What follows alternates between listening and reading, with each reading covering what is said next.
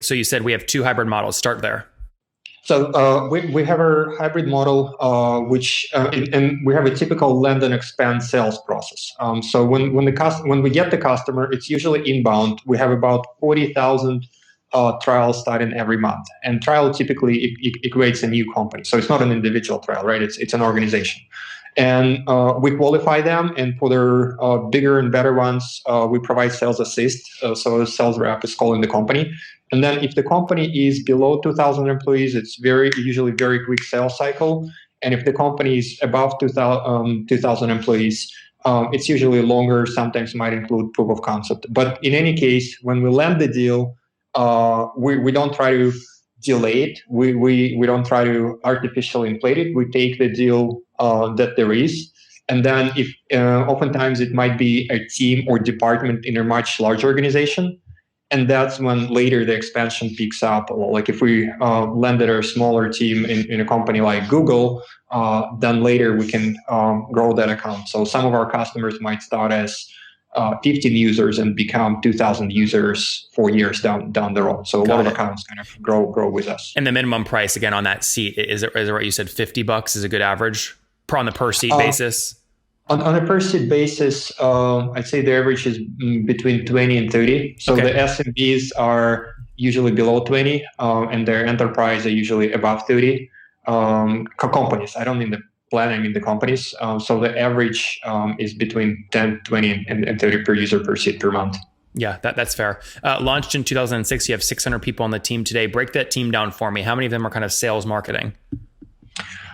So in terms of our R&D organization is between 200 and 300 people. Our support team is 50. And then our sales organization is north of 100 employees. And then we got about another 100 in customer success and professional services, please don't confuse it with support. We actually have amazing support team. But on top of that, we offer additional help to our customers because a lot of them go through transformation. So it's not just buying the tool; they're trying to figure out how to change their work processes. So we try to help them both providing free customer success management service and paid professional services engagement just to help them better achieve their business goals. And is that free or they pay for that? As I mentioned, it's both. So there is a free customer success manager for most of our medium and large businesses, and then on top of that, there's a paid professional services organization. Sorry, I got that because you just said that. But so when people are actually paying for it, though, like I'm trying to get a range. Are they paying like a percentage of first year ACV as basically onboarding, or is it actual code, customization of the code? No, there's no customization. Is very configurable and very, very, very user friendly. So a lot of those services are focused on change management, process mapping, user education. They have less to do with the technology and more to do just with the kind of a business consulting, if you will. And so their professional services engagements, they're usually scoped and priced, so they don't depend on the subscription. They more depend on what the customer wants accomplished. But they usually correlate with the subscription, meaning usually if you have a bigger account, right? If you're deploying 1,000 users, you usually try to kind of achieve more business outcome. You want a savings or additional revenue of millions of dollars versus if you're onboarding like 10 users. Yeah, Andrew, that makes sense. Walk me through the revenue mix, right? So over the past 12 months, like, are we talking like 10% professional services or more, 30%, 50%? Nathan, I'm sorry, I don't know if it's on my side or yours. Andrew, the question was, if you look at the past 12 months, I'm trying to get a sense of what portion is professional services versus pure play SaaS. So it's like 10%. Oh yeah, it is fairly small. We're pure play SaaS. So what percentage?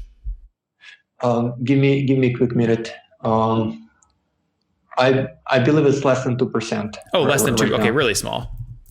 Oh no, wait, less than 5%, less than 5%. Okay, less than 5% professional services. That's helpful to understand.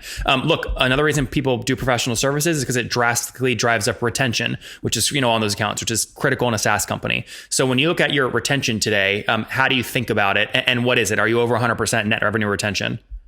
Absolutely. Yeah. So we are over 100% net revenue retention, which is very, very big for us. It's actually one of their main, like basically, if you look at their numerical goals for the company, which I will not disclose, the two main ones that are driving the organization is their top line, the overall recurring revenue, and their net retention number. We're very much focused on making customers grow with us. Yeah. So net retention is obviously a function of two things: your ability to drive expansion, and also making sure you don't churn revenue as well. So when you look at both of those elements, because those are different strategies, which one do you think you're most effective at?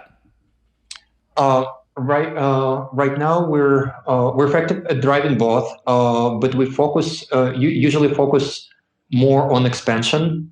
It's just a function of limited resources. You think 600 or 700 employees is a lot, but it's still, there's only so many hours in the day. So right now we're mostly focused on again growing the accounts, but there's a lot of programs that we're going to address in 19 that actually will help us programmatically make even more customers even more successful, which will affect the gross retention as well. So Andrew, if today I sign up for your tool and you onboard me and I'm going to make this up 10 grand per year, what can you pretty predictably guess that I'm going to grow to in year 2? I will not share the exact number, but you will be predictably north of 100% your revenue. So because at that point you will get incredible product. You will also get free CSM service. You will likely buy paid professional services onboarding from us, which will almost but guarantee that you'll be quite successful. And if you're successful, you'll grow with us. Yeah. So I would say best in class net revenue retention based off the 3,000 B2B SaaS CEOs I've interviewed is probably 140, 150%. How close are you guys to really hitting that number consistently? We have some cohorts that are pretty close, and then we have some, depending on the size and product, that are not there yet, but growing. And what is strategically, what's enabling you guys to get there faster? And specifically, what I mean is pricing axes usually are a critical driver. Where you choose to set up the axes is a critical driver of expansion. So when you do drive expansion, what do you drive them around? Number of seats, product lines, data or usage metric? What is it? In the past 2 years, it's mostly been just organic growth of accounts, so number of seats. Okay. In the coming year, we're launching several new SKUs, so we might see additional SKUs bought by the customers. But in the last 2 years, it's mostly been just growth of the accounts. That's great. And then funding. I think you have raised capital. Total to date was how much? We've raised north of $27 million. 27. Is that all equity, or did you do venture debt as well, or some convertible notes? That is equity. Okay, all equity there. And then walk me through in terms of you as a CEO and your level of kind of aggressiveness in terms of growth. If you do go after a $10,000 ACV account, what is CAC on that typically? How aggressive are you willing to be to get that account? Yeah, we for their at scale and established programs, we try to get to gross sales and marketing efficiency of 1, meaning a 1-year payback. For the new investments, so the channels that are actively growing, we're exploring them.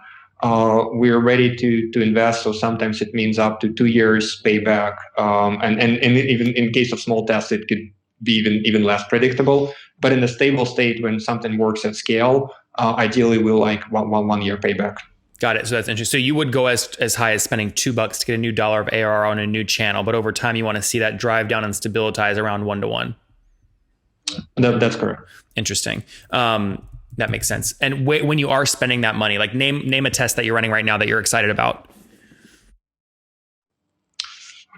We are actively testing social once again. It's kind of ups and downs depending on how those platforms work. If it's more oriented towards social gaming, it's very hard to drive B2B sales through that. Right now, I think they're social networks get a little bit more curation. So we're running another test, which right now it's too early to speak about it, but it might turn out into something interesting. Yep. No, that makes good sense. And then you mentioned in the introduction, I think 15,000 customers. I believe those aren't seats. Those are actual logos, right? Organizations. Those are logos. Yes. 18,000 to be more correct. Sorry, 18. That's correct. Yeah. Okay. 18,000 logos. And how many seats across all the accounts?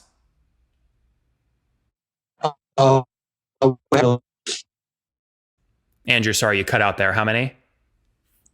We have more than 2 million users. Okay. And just to be clear though, because I know you have a free plan, all those 2 million users they're under one of the paying logos. No, so some of those are either free users or free collaborators in the paid logos. So we don't disclose the number of paid seats.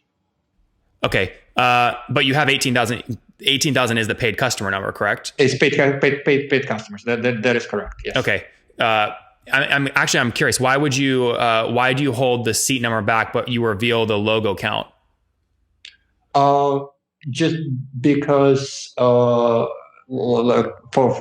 we don't want to disclose the revenue, right? If we disclose their number of paid seats, it gives a pretty direct proxy of the revenue number versus if you with our distribution of their contract prices. If we disclose the number of accounts, we're not yet disclosing the revenue. We're not ready to disclose the revenue yet. Yeah, most of the freemium models, like a Typeform, for example, that have if they have 2 million users, they're typically converting 5 to 6%, right, of those to paid. So we can still kind of back into a number which would put you at 120,000 paid seats across 18,000 logos at a $20 per seat price, which you talked about earlier. It'd put you at about $2.4 million per month in revenue, which sounds a little bit high. So instead of asking you about specific revenue, let me just ask you, at this stage of the company, are you kind of in the triple year-over-year stage target, or are you happy with doubling?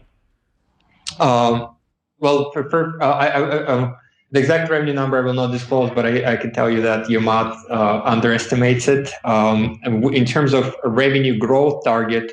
Well, hold on, just to be clear. So you're north of $2.4 million per month. Yep. Okay. But again, we're not disclosing the exact number, so I will not answer further questions. That's but okay. I'm just telling you that here. No, that's fine. Look, a minimum is helpful, right? So $2.4 million per month. Obviously, we can glean some value from that. Obviously, it puts you at north of kind of 26, 27 million bucks in ARR. That's helpful. Yeah, and then again, as I mentioned, you're grossly underestimating it, but I won't disclose the exact amount. Look, I'm not gonna make up numbers. I'm only gonna go off what you tell me. So unless you want to give me a more accurate number, we'll stay right at 28 million bucks in ARR. So in terms of your question was in terms of growth. So we actually today their Deloitte numbers were announced, so you can check out the growth rate. We were named one of the fastest growing companies in North America 4 years in a row. In the last 3 years, I believe their growth rate was 539%. Yeah, 539% in the last 3 years. So we're definitely in the double-digit growth number right now, and kind of in the high double digits. That's what I can disclose. So we continue to grow. We'll put a big range on it to keep it vague, but between 50 and 100% year over year is fair, correct? That's correct. On kind of higher end of their double digit growth, and in the last year we've actually accelerated. So we're very, very happy with the current growth rates. That's great. Yeah, congrats on that. By the way, it's very rare that I see folks that have raised 27 million bucks where they've actually caught ARR past that number. So your funding to ARR ratio is greater than 1 is actually pretty rare. So congrats on being effective with the capital you've raised. Yeah, I think we're a triple winner there, where if you look at our size, if you look at our growth rate, and if you look at our efficiency, I personally don't know any other company in the Valley that does that. Yeah, no, it's great. What that tells me, by the way, is that you're potentially about to raise a massive round of funding. I can neither confirm nor deny that statement. Let's wrap up with the famous 5. Number 1, what's your favorite business book? I like Jim Collins. I like Team of Teams, Extreme Ownership, a bunch of others. I read a lot. Number 2, is there a CEO you're following or studying right now? No, but I have lunches with some public company CEOs here and there who share their wisdom. Name one that you like. I like Rob from Coupa. Great guy. Yep. Number 3, what's your favorite online tool for building the company? Wrike, no questions. No, besides your own. We use our partners' tools pretty actively as well. So Google and Microsoft would be the other 2 vendors. Number 4, how many hours of sleep do you get every night? Try to get 8, but usually it's less than that. And what's your situation? Married, single, kiddos? I've got 2 boys who are as stubborn as their parents. All right. So married, 2 kids? Yep. All right. And how old are you? I'm 36. 36. Last question. What do you wish your 20-year-old self knew? I believe that the history doesn't have conditional. So I think I made good choices back then. Sorry, it's not about what would you change, just a lesson you'd give your 20-year-old self.